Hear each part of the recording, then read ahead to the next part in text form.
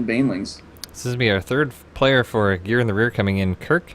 And Pluto is a Grandmaster as well, so he definitely has earned his stripes. We don't have a bio, but I imagine it's something pretty cool. Yeah.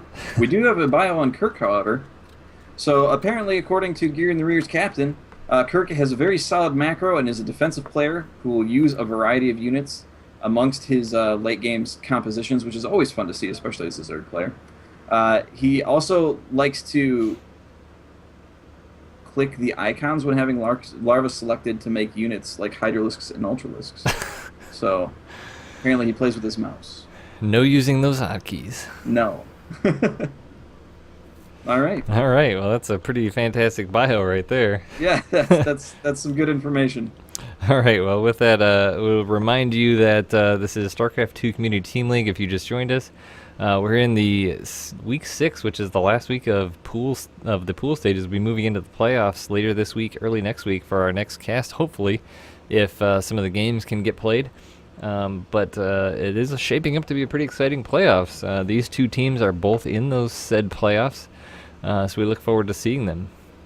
Yep, this will not be the last time we see these teams, regardless of who wins this. However, these points are very important as they can determine who's going to be seated where in the bracket for the playoffs. So the more points that you have, the fewer games that you have to play, and the closer you get to those 5 keyboards. Yeah, those buys are pretty good. But as you mentioned, the keyboards, we do also want to thank Das Keyboard for sponsoring SC2CTL. They will be providing 5 keyboards for the winning team, so that's pretty cool to be recognized in that way, since this is the first season of SC2CTL, so we appreciate that. Also, do follow them on Twitter at Das Keyboard, as well as at SC2CTL, at WingNetSC, and at Gallegation to stay tuned for all of our upcoming broadcasts. We're going to try to do some of the playoffs live with even a special, possibly day event for the semis and finals, so it should be pretty exciting. So that will be your way to stay in touch with us. Also, absolutely, one more thing, I will paste in chat one more time the link to the Reddit thread for today's broadcast as all the information. You can check that out. And with that, I think we're ready to jump into game number 3. Game number 3, and another Zerg versus Zerg here. Yeah, we've been having a lot of those tonight. For having a name like Gear in the Rear, they do have a lot of Zerg players. It's very true. But mentioning that in the lower right-hand corner, it is our green player, my favorite color. It is Gear in the Rear's Kirk. And in the top left-hand corner, going on a 2-game winning streak, seeing if he can pull out a third, it is fLc's Pluto. This is one of my favorite maps. As we know, the map pool has changed now on the ladder, so I think this is one of the ones that's out. Yes. We're gonna see a 10 pool. A 10 pool? A 10 pool. Oh.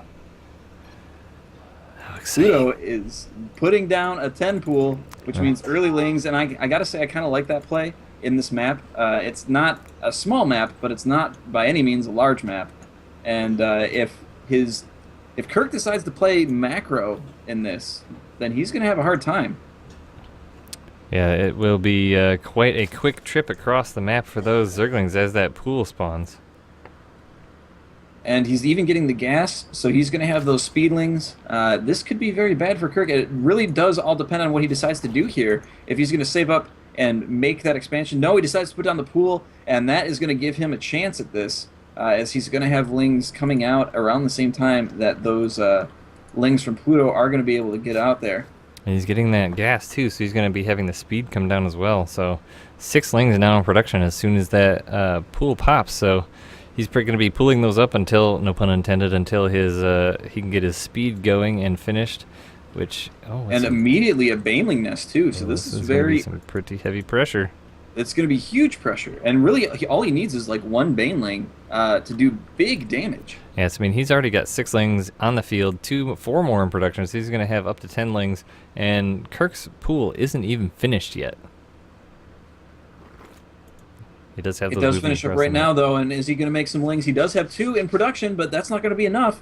No. However, he does see with his overlords these lings heading over, and he immediately puts down a spine crawler, and that's going to be pretty big for him. Yeah, but I mean, as you see, obviously he can move that. It's on the right side, but you can easily get some banelings in this right side. We'll have to see how he handles these Zerglings, as he could easily get the cancel off on this hatch here. Kirk has nothing to defend it. 2 banelings being morphed in, as well as but that's exactly what Kirk wants to happen, though. If they're focusing on that hatchery, he can cancel that, and he can have some time to get up some units of his own. Yeah, that's a lot of meat for those Zerglings to chew on. But he does not see these banelings. He does not know about those yet. He may have saw them as they were running up the ramp, but this is going to be pretty nasty. Oh, although one stab. two stabs, so one gets off without any damage being done. The baneling trying to... No, he's actually trying to focus down that spine crawler. I think that's a good play. Oh, that baneling. 3 lings do get taken out by that baneling, which isn't a terrible connection. It's not the best. Ooh, trying to get us around with those drones. He did a nice play with those drones, getting them out of there, so he saves most of those and actually gets a few of the lings down, but 2 more banelings in production. More lings streaming across the map. Kirk's still in a rough spot as he does not have a spine crawler. He does not have a queen. And he can't afford either of those either.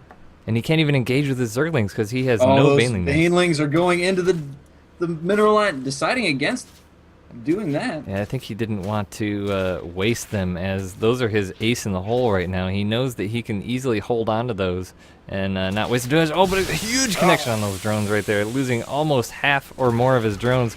But Kirk does have a few Zerglings popping in now, but he's lost so much of his economy. 9 workers were killed in that engagement right there. But Kirk's speed does finish, and that is going to be trouble for Pluto. And now he's going to be heading himself right across the map, but Pluto does have the baneling nest again. He is morphing in 2 banelings. Not sure yeah, but now that he's being... When the offensive player at the early game is on the defensive foot here with just banelings and no speed, that is going to be trouble. He is gearing up for this defense, and Kirk is going back into macro mode. Oh, but Kirk coming in. If he can get a couple good baneling connections, Kirk, I'm speaking of, the 1 Zergling or 2 Zerglings to each baneling, then he could really come back in this possibly. Because right now he's holding back the offense by putting on some offense of his own, but just not committing to any engagements here, running in, running back out, just holding Pluto back in his base as he continues to make more drones, rebuilding that economy. He really cannot afford to lose these lings. This is all that's holding Pluto back at this point.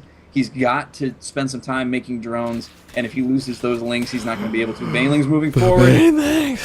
Oh, but 1 is on each. Great control there by Kirk. Yeah, great. You can see the circles around those as he's selecting them. Great mouse click accuracy as he was selecting those banelings exactly. So really good to see that high-level top play, and he's continuing to make more drones. He's coming back. If we look in the units tab, it's 14 drones to 12 right now, so Kirk is in the economic advantage.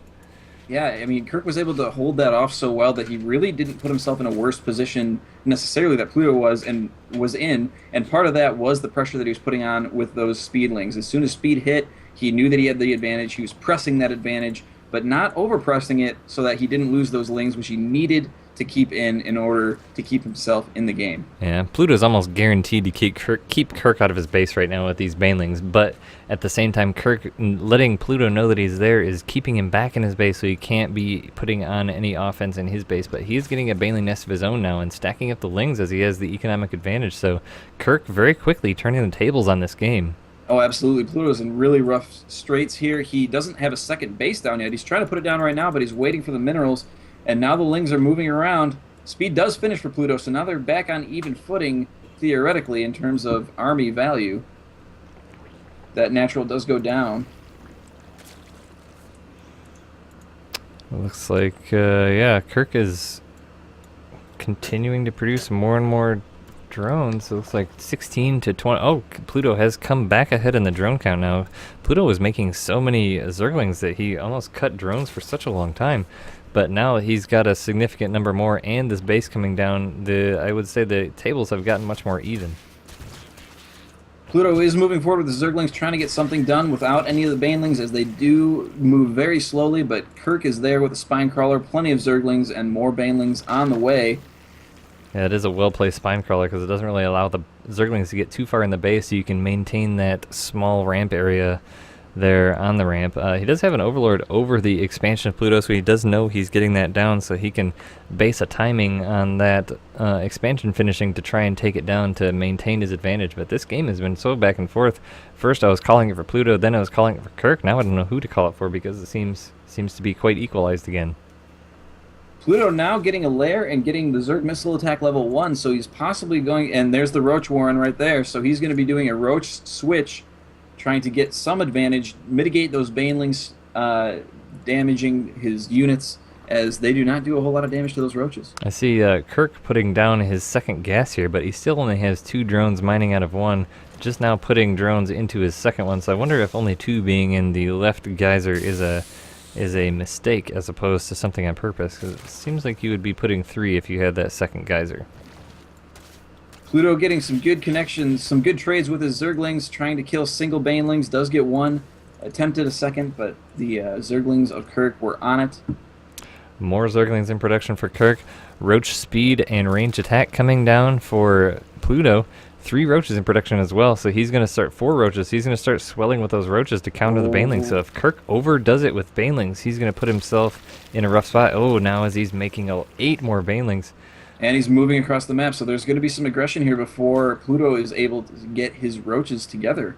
Looks like he's got some now, so if he can just use those roaches to soak up some baneling shots, that would be what he needs to do. But oh, the banelings, they could... Oh, he did get a couple banelings explosion on those roaches, but oh, a few drones go down, a few lings go down, all the lings coming in to surround the roaches. Oh, two go down, 2 remaining, so that is going to be rough. More banelings are coming in the back. The banelings are trying to attack each other. The roaches trying to deal the most damage there. They're going straight for the main. Oh, great.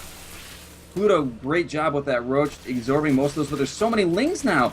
There's so many lings that these roaches are going to have a really hard time. Great positioning by Pluto against those lings, but there's just too many lings.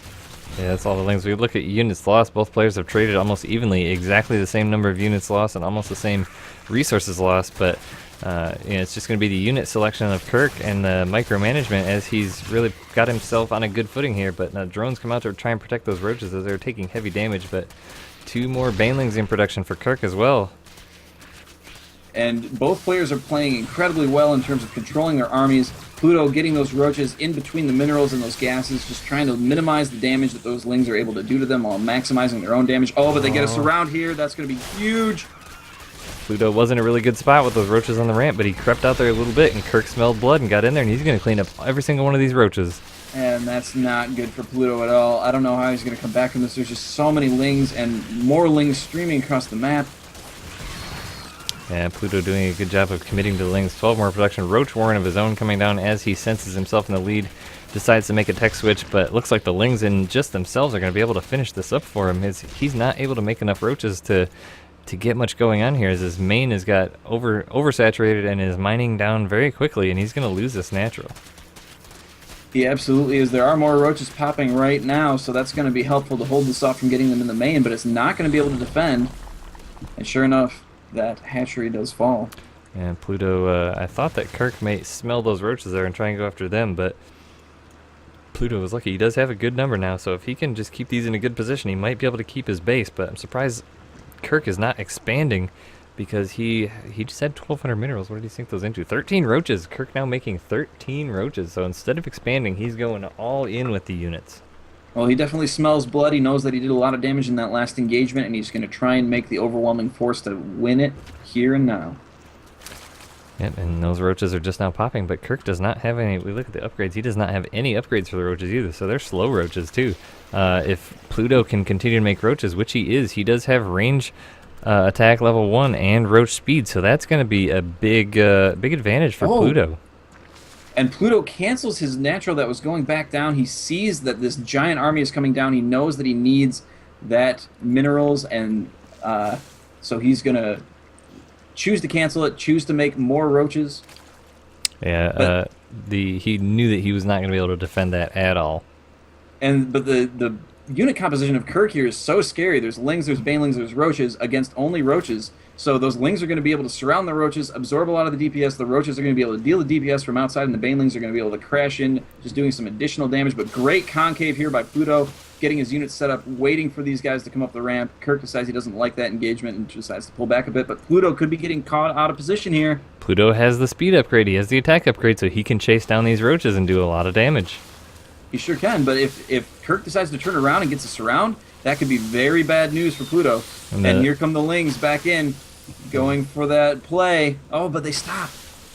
I was going to say, if he could get a couple baneling connections, that could be make a huge difference, since the roach numbers are so equal right now. Oh, and look at Pluto's control getting that concave, but here come the banelings. Decent connections, but Pluto does pull his roaches back a little bit, and now it's looking terrible for Kirk. as only roaches remain, those upgrades the speed, and the banelings are running in, doing a little bit of damage, but again, they don't do a lot of damage to roaches, and Pluto's going to do some damage here. Yeah, nice, really nice play by Pluto, doing, as you saw several times, every engagement getting his unit set up exactly how he wanted them, making that nice concave. But Kirk is still continuing to make more roaches. Pluto is making a few Zerglings, surprisingly, as he makes a couple roaches too. But, I mean, Pluto is definitely behind still. If we look at the units, it's 31 drones to 25 drones, so, and he has no expansion, so I'm not sure what he's going to do here. His mineral patches are running out, too. He needs to get an expansion down, or he needs to end this game. It looks like he's got a drone in position to put down that expansion again, and he needs to get it down fast. And if we look at army supply, it is slightly in favor of Pluto, only by a couple food now. But as he's going to move in here, we'll see what he can get done. He needs to really put a chokehold on, but that spine crawler is actually going to be a pretty big deal for Kirk, because that does a lot of DPS. It sure does. Those roaches could be able to snipe it, but the problem is Kirk has all his units in a position of concave, similar to what we saw of Pluto. He's wrapping that together now, and now both armies are moving in. Baneling's moving forward, not getting great connection. Oh, that last one was a decent connection, though. But this spine crawler doing so much damage, and Pluto's going to be in trouble here if he doesn't get him out. And well played, good game. Yeah, Pluto, great game. I think that spine crawler was a big factor for Kirk, because the spine crawler does, I just checked, does 25 damage, and a roach does 16, so it's almost double. So that's like an additional 2 roaches, especially if you're centered around that, and it's got a lot of HP, so if it's soaking up any roach shots at all, which it will, it's both doing additional damage and taking shots away from your roaches. So yeah, you really don't want to engage in that territory. It was quite a, this is our third game, both a game of positioning, a game of mentality, a game of patience, and, just some really good play in ZVZs. And we've seen some, almost every composition. Game 1 was big Ling rush, mutas. Game 2 was all Lings, and Game 3 was roach battles. That's right. A lot of these games in Zerg vs. Zerg don't make it to the late game. A lot of them just end in the early to mid game, depending on whether they're doing Roach, Ling, or Baneling in the early game, early to early mid, or going mutas into the mid game. And so they tend to be somewhat shorter games, but they definitely don't lack for excitement. So now Kirk is going to advance, and Pluto is knocked out. So